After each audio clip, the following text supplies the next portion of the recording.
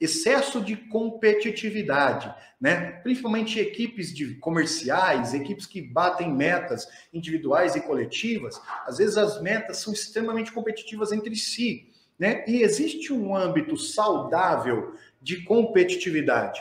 Mas imagina você disputando o cliente ali no tapa com o teu colega de trabalho, né? Como a gente presencia em algumas lojas do varejo, por exemplo, né? Você disputa ali na porta, cliente a cliente, quem vai atender quem. Por quê? A tua remuneração depende do teu resultado e o seu resultado ele é diretamente competido com o teu colega de trabalho.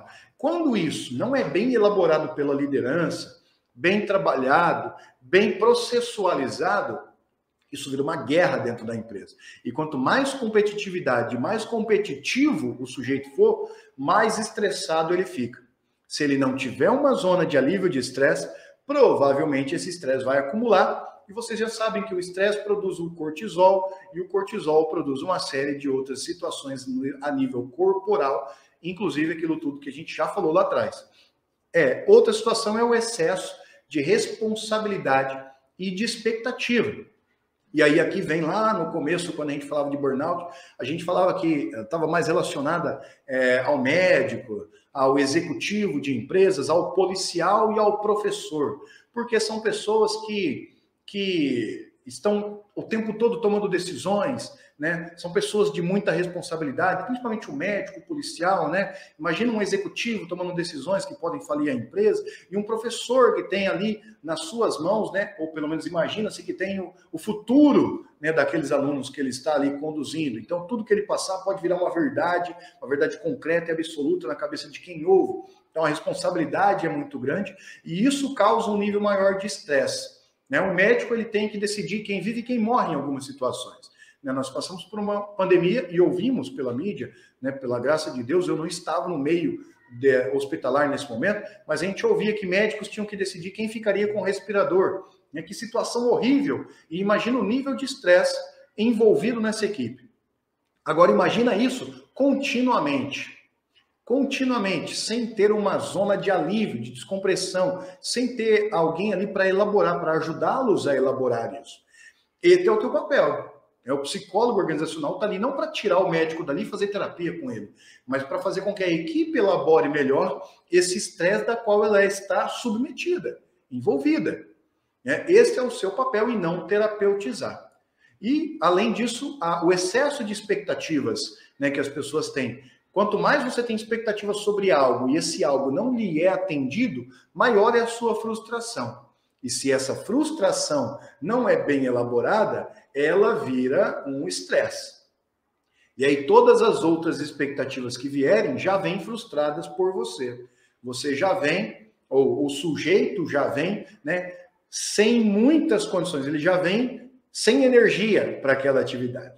Né? E aí imagina excesso de expectativas frustradas.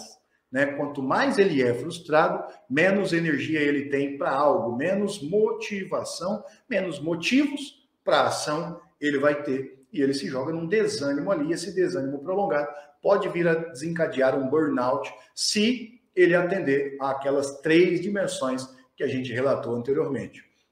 Além disso, as decisões que impactam mais vidas. Imagina um prefeito de uma cidade, um governador, um político que seja, né, e as suas decisões que impactam muitas vidas, o nível de estresse que essa pessoa está submetida. Um juiz de direito, né? Todas as suas decisões impactam muita gente e o nível de estresse ao qual ele é submetido, quando não elaborado, pode lhe conduzir a uma síndrome de burnout. E por último, e o que está muito pouco ainda discutido na literatura, mas o que mais acontece, que é o excesso de informação desorganizada. Hoje você tem muita informação sobre tudo na rede social. Por exemplo, eu agora estou lhes disponibilizando uma informação.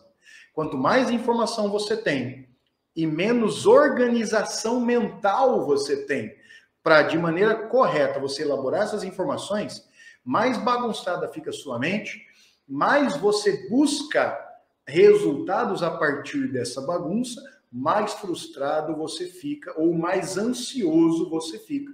E o excesso de ansiedade não elaborada, é óbvio, pode te levar ao burnout. Olha que loucura. Então, algumas causas psicológicas estão bem claras nesse momento, né? Outras causas não são psicológicas, são devido à tarefa, ou são devido ao tipo de trabalho, né? Ou à empresa. E aí, a isso, a gente chama de 3 categorias. O que são as 3 categorias? É a tarefa, que eu acabei de dizer. Então, a tarefa está ligado à cirurgia, né? Cirurgia é uma tarefa, cirurgia cerebral. É uma tarefa do médico que é extremamente estressante. Dali, da sua tarefa, ele detém a vida e a morte. Imagina só, ele errar algo na tarefa e isso causar a morte do seu paciente, né? Isso é uma situação extremamente estressante. Então, a tarefa, né? Ou a ocupação, imagina um policial militar que por si, só pela sua figura, já se coloca em situação de risco, ele tem que proteger as demais pessoas. Então a ocupação dele pode lhe causar uma síndrome de burnout. Ou a própria empresa, né? A organização, a empresa como um todo, ser uma empresa mais estressante, uma situação onde tem alto ritmo de trabalho, né? Altas cargas de responsabilidade, ou que não tenha processos, então uma empresa confusa para se trabalhar, uma empresa tensa, né? Então a tarefa pode ser um desencadeador de burnout, uma tarefa muito estressante.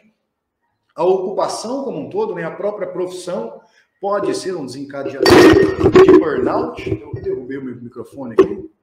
E a organização, a empresa pode ser um desencadeador de burnout, né? Se a empresa não for bem organizada, bem fundamentada, bem dividida, bem dirigida em si, ela pode ser um desencadeador de burnout. Tá?